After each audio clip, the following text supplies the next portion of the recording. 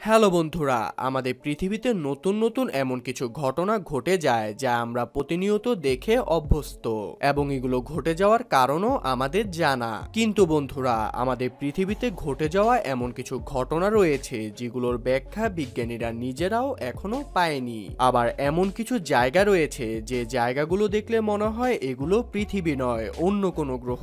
আর রহস্যের কুঁড়েঘরের আজকের ভিডিওতে এমনই কিছু ঘটনা সম্পর্কে আপনাদের জানাতে চলেছি যা দেখে আপনারা অনেক বেশি অবাক হয়ে যাবেন। তো কথা না বাড়িয়ে আজকের ভিডিওটি শুরু করা যাক।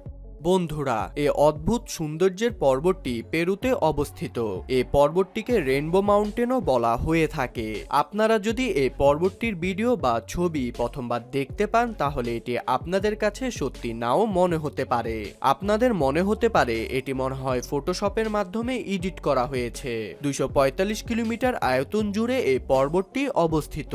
এটি যেন সৃষ্টির আরো একটি বিস্ময়। আর পৃথিবীর বিভিন্ন দেশ থেকে মানুষ এই পর্বতটি দেখতে চলে আসে। কিন্তু এই পর্বতের উপরে পৌঁছানো অনেক ঝুঁকিপূর্ণ, কারণ এই পর্বতের রাস্তাটি পেরু সব থেকে ভয়ঙ্কর রাস্তার মধ্যে অন্যতম। কিন্তু মানুষ এই সৌন্দর্য উপভোগ করার জন্য এতটুকু ঝুঁকি নিতেই পারে। শিলাবৃষ্টি। বন্ধুরা, আমরা অনেক সময় শিলাবৃষ্টি এনজয় করে থাকি, কিন্তু 11 এপ্রিল 2020 টেক্সাসে হওয়া শিলাবৃষ্টি সেখানকার মানুষের অবস্থাই খারাপ করে দিয়েছিল।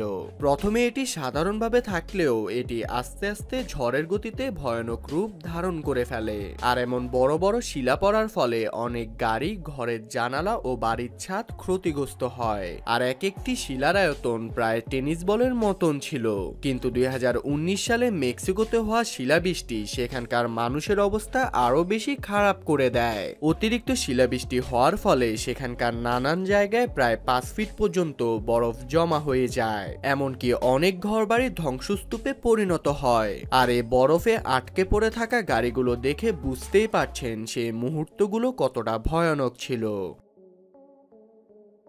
বন্ধুরা, আমরা বরফের বিভিন্ন আকৃতি দেখেছি, কিন্তু আপনি যদি অ্যান্ডিসে অবস্থিত পাহাড়ের উপরে যান তাহলে আপনি এমন আকৃতির বরফ দেখতে পাবেন যা দেখে আপনি হা করে তাকিয়ে থাকতে বাধ্য হবেন, কারণ এমন আকৃতির বরফ আপনি আগে কখনো দেখেননি। বরফের এমন ফরমেশনসকে পেনিটেন্ট বলা হয়ে থাকে। এখানকার বরফগুলো লম্বা এবং পাতলা হয়ে একেবারে ধারালো ব্লেডের মতন শেপ নিয়েছে। আর এই বরফগুলোর এক একটির উচ্চতা প্রায় 6 ফিটের মতন, কিন্তু কিছু কিছু জায়গায় এমন বরফের উচ্চতা 4 ফিটের মতন দেখা গিয়েছে।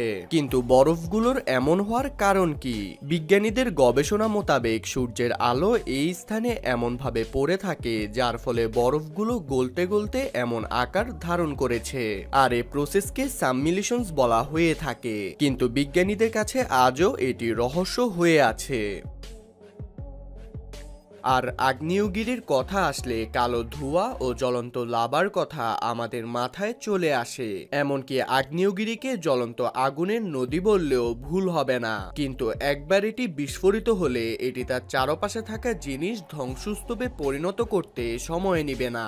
আর মাঝে মাঝে এটি ছড়িয়ে পড়ার গতি 100 কিলোমিটার পার আওয়ারও হতে পারে। 2014 সালে জাপানে মাউন্ট অনটেক অঞ্চলে আগ্নেয়গিরি বিস্ফোরিত হয়ে যায়। তখন সেখানে হাইকিং করতে আসা মানুষ এটির সম্পর্কে জানতে পেরে তারা এটির ভিডিও নেওয়া শুরু করে দেয়। আর এই ভিডিওটি দেখে আপনারা বুঝতেই পারছেন ঘটনাটি কতটা ভয়ানক রূপ ধারণ করেছিল।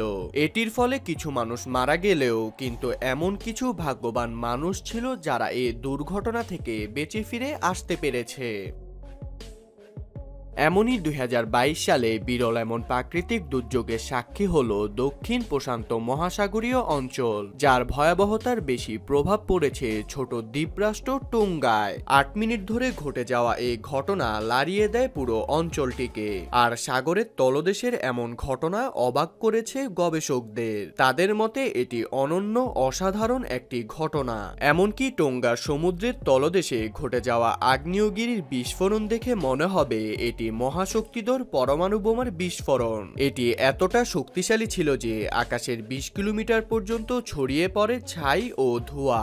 এমনকি ঘটনাটি স্যাটেলাইটে ধরা পড়ার সাথে সাথে এটির আওয়াজ শোনা গেছে 800 কিলোমিটার দূরে অবস্থিত ফিজিতেও।